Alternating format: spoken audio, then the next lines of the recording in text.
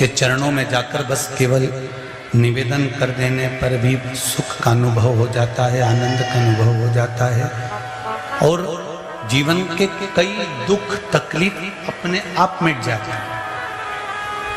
थोड़ा भी चढ़ाया तो भी बहुत। इसलिए आप लोगों को बार बार कहते हैं, एक लोटा जल सारी समस्या का हल।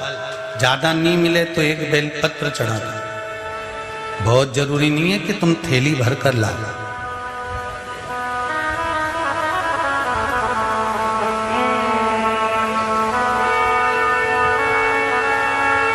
अचार, तुम्हारे यहां मेहमान आता है तो अचार एक कटोरी भर के देते हो कि एक चम्मच से देते हो? बोलो, जम के बोलो। एक चम्मच अचार दे देते हैं कि ये सब्जी नहीं समझ में आए तो भेरू। सब्जी एक भगोना, ठीक है। बघार कितना लगाओगे? एक भगोना। बघार कितना? 1 किलो इसमें तेल डाल दो, इतनी सी जीरा, इतनी सी राई, थोड़ा सा नून, थोड़ी सी मिर्ची। बघार इतने बड़े भगोने में बघार इतना सा, और पूरी दाल में स्वाद आ गया वो इतने से बघार से। इतना भगोना भर के दूध, दही बनाने में जामन इतना सा जामन डाला, एक भगोना दूध, दही बन गया। इतना सा बघार लगाया, इतनी दाल में स्वाद आ गया। इतनी बड़ी थाली में 56 भोग और इतना सा अचार धर दिया, स्वाद आ गया। उसी तरह भगवान ये नहीं कहते कि भगोना भर के बेलपत्र लाना, भगवान तो कहते एक बेलपत्र लेकर आना, उसको मैं स्वाददार बना। मात्र एक बेलपत्र से भी स्वाद प्रबल हो सकता है, एक चावल के दाने से भी शंकर प्रसन्न हो सकते हैं। केवल उसको रिझाने वाला चाहिए, केवल उसको रिझाने वाला। और जब तक हम उसको दिल से नहीं रिझाएंगे तब तक वो नहीं मिलेगा।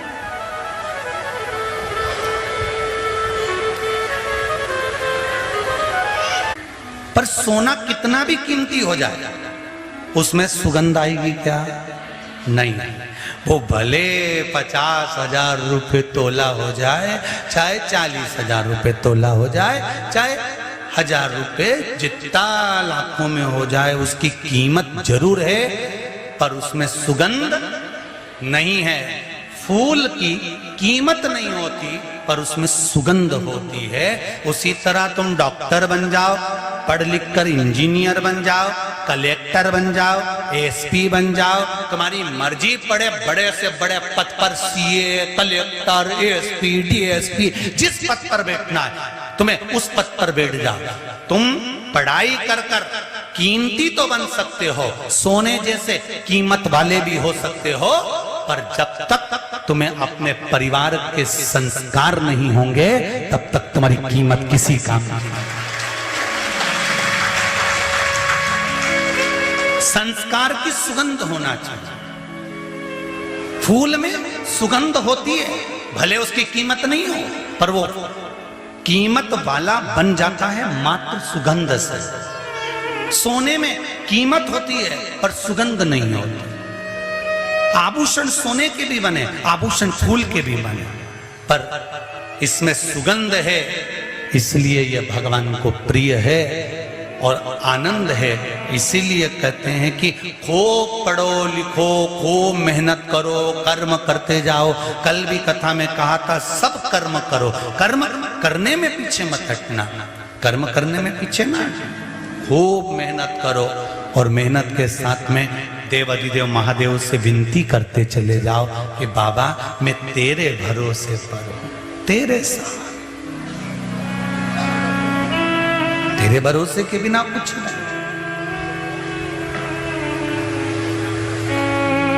जिस बेटी का गुणगान करा था आपको कि एक बेटी वेंटिलेटर पे रहकर शिव महापुराण की कथा सुनकर मस्तिष्क में चेतना आई थी, आज वो बेटी कुबेरेश्वर धाम को धोख लगाने आई है। मैं निवेदन करूंगा वो बेटी धीरे से आराम से वो बेटी आज कुबेरेश्वर धाम पहुंची है, जोरदार ताली बजाओ। जो वेंटिलेटर पर थी, शंकर की कथा सुनकर दिमाग की चेतना आई और चेतना आकर घर गई, और घर से वो बेटी भूमि चौहान कोपरगांव महाराष्ट्र से आज बाबा देवाधिदेव महादेव को धोख लगाने आई। बहुत बहुत साधुवाद।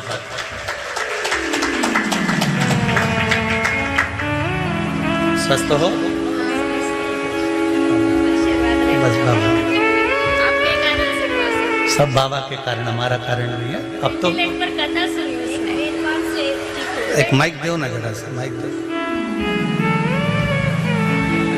वेंटिलेटर पर हेडफोन लगाकर कथा सुनाई और डॉक्टर भी आश्चर्य में पड़ गए कि इसका दिमाग कैसे काम करने लगा, जो कोमा में पहुंच गई थी। उस बेटी का दिमाग काम कर जाना, माता को दो। शिव कृपा, शिव कृपा ही ऐसी होती है जीवन का।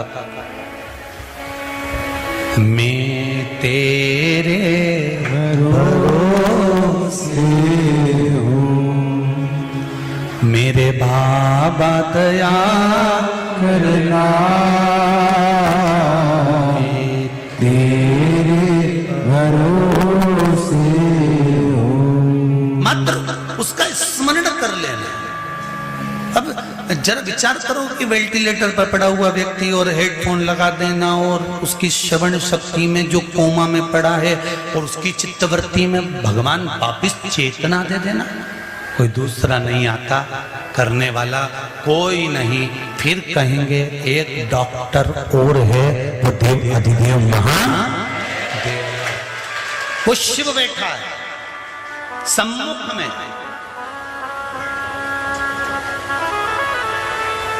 वो आता है, कब जाता है पता नहीं पड़ता।